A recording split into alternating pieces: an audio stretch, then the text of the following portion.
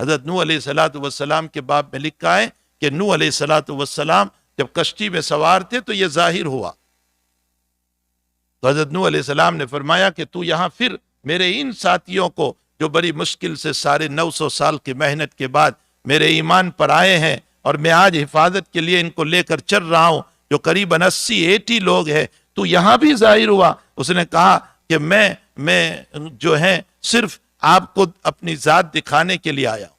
تو نوح علیہ السلام نے اسے پوچھا کہ اچھا تو لوگوں کو گمراہ کیسے کرتا ہے؟ تو اس نے کہا میرے پاس 5 طریقے، 3 بتاؤں گا، 2 نہیں بتاؤں گا۔ اسی وقت نوح پر وحی آئی، فرمایا کہ نوح اس سے کہہ کہ وہ 3 کی ضرورت نہیں، وہ جو 2 چھپا رہا ہے نا وہ بتا تو جو 2 چھپا رہا ہے وہ بتا۔ نوح علیہ السلام نے اس سے کہا کہ اچھا وہ جو تو چھپا رہا ہے نا 2 وہ بتا تو میرے سامنے۔ تو اس نے کہا جی نہیں چاہتا تھا، لیکن آپ نبی یہ برحق ہے میں آپ کو بتا دوں۔ فرمایا حسد اور حرص، یہ میرے 2 راستے ہیں، حسد اور حرص، اور میں ان دونوں سے وہ شکار کرتا ہوں کہ اس میں آنے والا کبھی نکل نہیں سکتا، حسد اور حرص۔ پھر دیکھو وہ آگے کیا کہہ رہا ہے، اس نے کہا کہ تمہارے ابا آدم حرص کی وجہ سے جنت سے نکلے اور میں حسد کی وجہ سے نکلا۔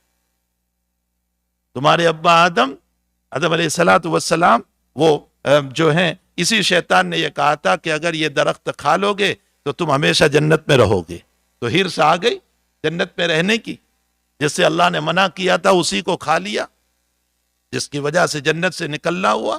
اور میں جو ہے مجھے آدم پر حسد آیا، اور اس حسد کی وجہ سے میں نے سجدہ نہیں کیا، تو میں حسد کی وجہ سے نکلا، اور یہ حرص کی وجہ سے نکلا۔ جو 2 صفتیں انسان کو جنت سے نکال سکتی ہے، وہ 2 صفتیں انسان کو جنت میں جانے نہیں دے گی۔ یہ اس کی تقریر ہے نوح علیہ الصلوۃ والسلام کے ساتھ۔